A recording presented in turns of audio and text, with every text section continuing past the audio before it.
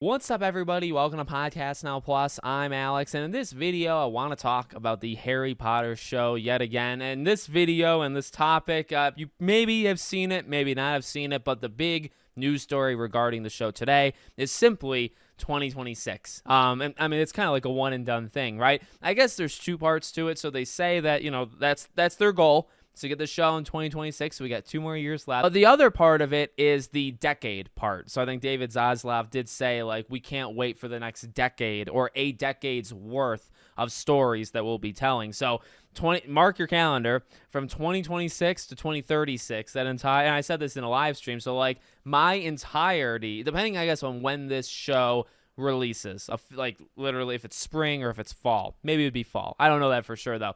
My entire 30s will be like all 10 years, because I would turn 30 in 2026.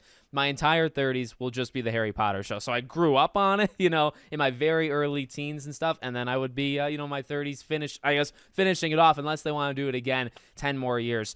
2 years away. Just quickly, my thoughts on it have never really changed. I'm excited for it in a way. I think there's room to further expand or explore, I should say, probably the lore, right? Getting to things in the books that the movies didn't do.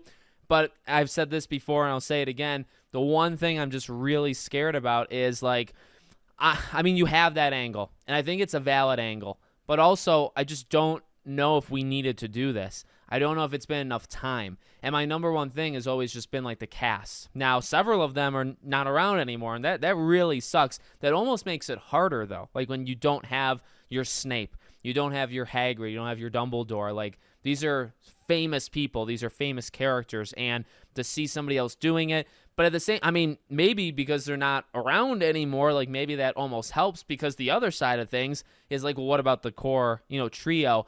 It hasn't been that long. And I mean, the world moves so fast. It has been a while, but it really hasn't. Where like Daniel Radcliffe is still around. He could play an older Harry, right? So those are just the things I'm kind of worried about, where this is like a selfish or personal, will I be able to see a 10-year-old kid or, whatever? Will I be able to see that person as Harry Potter? Because I had a Harry Potter, you know what I mean? And I don't know, to do it to a franchise that's so like engraved in my heart and soul, it's gonna be like a learning curve. It's gonna be something that maybe not just me. Like, hopefully, I hope I'm not alone in this. Hopefully, other people, kind of think the same thing.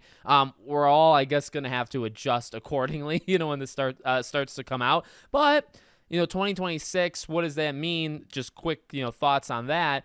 Well, we're still a while out, especially if this thing comes out, say, in like the fall. You still have the casting, and I don't think the casting would then happen at all in 2024. I mean, I guess it's possible, but maybe like James Gunn and Superman is a really good kind of comparison, right? Where like that movie is starting to film actually next week, but he just did he did it several months ago, right? But the movie comes out in the summer of 2025, so it's about a year and a few months out, and then he does the cast. So maybe like a year and a half before the show, Harry Potter. So, maybe like by the end of this year, very end of this year, early next year, you do the cast. And then you'd be filming it maybe around this time, maybe summer of 2025, and then it comes out a year. So, I guess in all, we don't have to wait maybe half a year, maybe a little bit more than half a year, just to see the cast and kind of start to get that, just getting used to it. And then the filming process, and then the show. So, 2 years is not that, honestly, it's not. It's going to go by extremely quickly, but it's just going to be odd. Like, I'm excited for it. I'm absolutely going to give it a chance. And, I mean, you can bet your bottom dollar I'm there day one, night one, watching this thing live or whatever, however these things work nowadays. Like, I'm going to do it. But, I'm not going to let go until they kind of prove me wrong.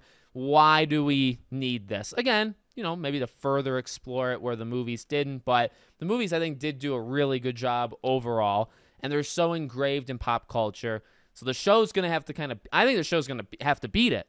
It's going to have to beat it. And if it can't do that, then you're not proving like you deserve to exist. You know what I mean? You have to deserve like your existence in a case like this. So you got to beat the movies. In my opinion, that's truly what you're going for. And that's going to be a tough task. So, but I'm excited to see if they can do it or not. So let me know what you guys think in the comments. Make sure, as always, you're subscribed to the channel, bell icon turned on, and I hope to see you all on the next one.